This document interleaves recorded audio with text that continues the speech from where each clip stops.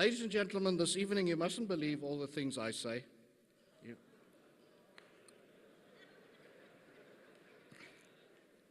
You must remember one thing.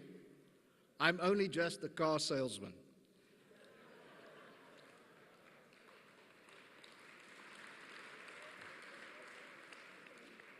And I'm actually an old professor that was converted into a car salesman. That's even worse.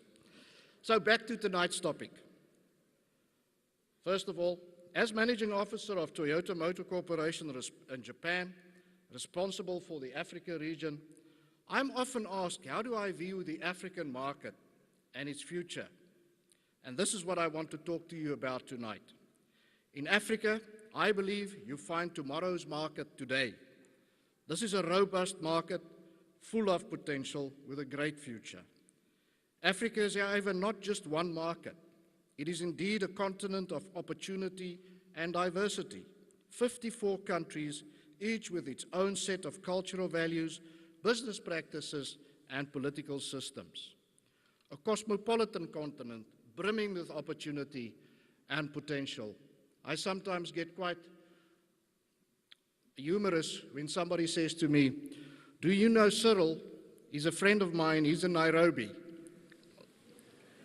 I said, "Yeah, I do know Cyril." So there's a lot of misunderstanding still about the African market. The recent Africa Economic Outlook, published by the African Development Bank earlier this month, forecast a 4.8% GDP growth for the continent for 2014, with an estimated increase to 5.7% in 2015. This takes us back to the path we were on before the 2008 global recession, showing the resilience of the African market, with other markets still struggling to overcome the setbacks brought about by the 2008 crash.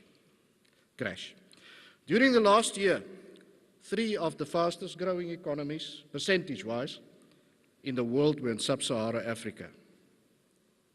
Mobilization, that's the ownership of cars, is still very low in Africa, if it's compared to the rest of the developed world.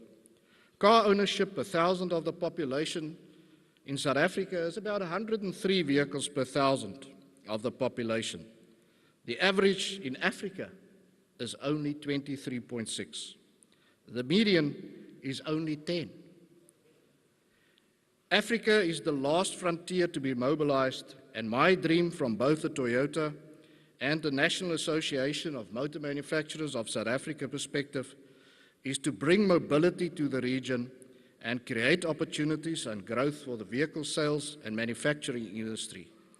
We all know that transport is a key requirement for economic growth and prosperity.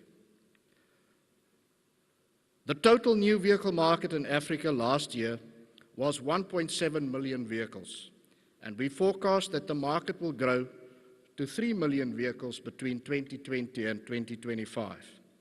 It is estimated that the used car market in Africa is 3 times the size of the new car market. Used cars are mainly imported from Japan and Europe. I'm not very fond of forecasting because you are always wrong.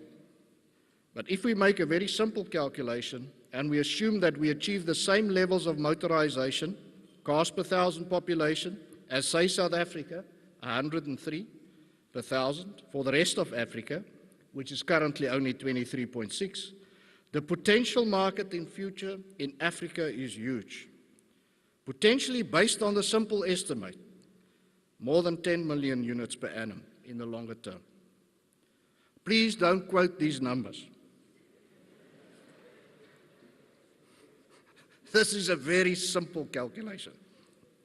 We need, for instance, to increase the per capita income from $1,767 the Africa average, to the 7,610, which is the South African per capita income.